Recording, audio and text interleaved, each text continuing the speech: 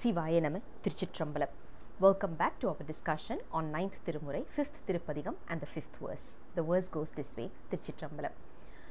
iththeiva neri நன்றென்றிருள் மாய பிறப்பர இந்திரசால பொய்த்தெய்வ நெறி நான் புகவகை புரிந்த புராண சிந்தாமணி வைத்த மெய்த்தெய்வ நெறி நான் மறையவர் வீழி மழலை வெண்ணெழி செழுங்கோயில் அத்தெய்வ நெறியில் சிவமலதவமும் அறிவரு அறிவுடையோரே.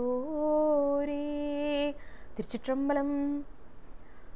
Another wonderful verse. It reinstates one particular information. If we are praying to Lord Shiva, that is also because of his grace. If we are not able to pray to Lord Shiva, it is because he has not given his grace yet. Does it mean that he has partiality? No. He is like the sun. The sun is there ever, and it is always going to show the same level of radiance.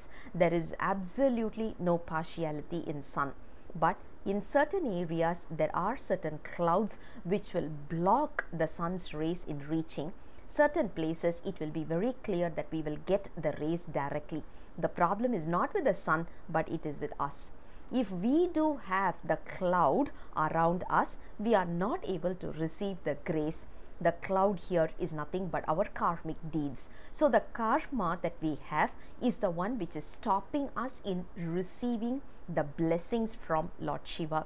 What we should be doing is stop all our karmic deeds by continuously praying and chanting to Lord Shiva, so that we can get rid of this karmic deeds and start receiving the blessings. Only when we receive the blessings, we can always stay put in a very stern manner, in a staunch manner, and we can start worshipping Lord Shiva without any wavering mind.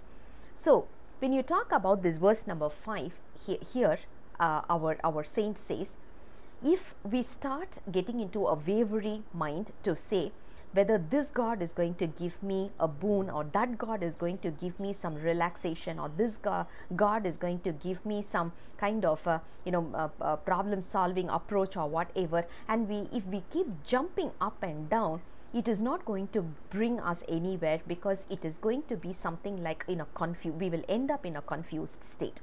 Rather, if we start focusing on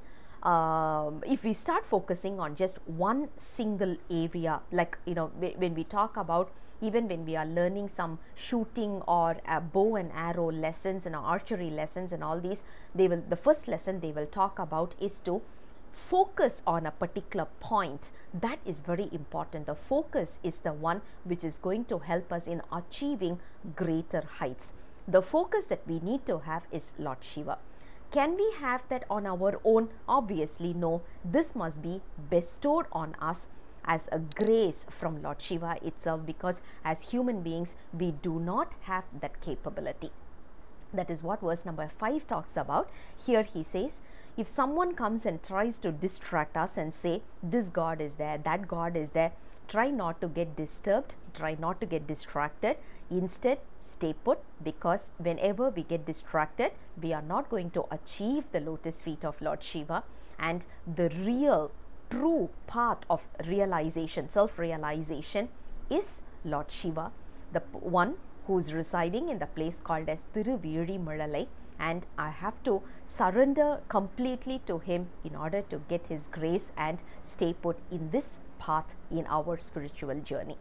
I'll come back again with the next verse very soon. Until then, Sivaya Nama, Thiruchitrambalam.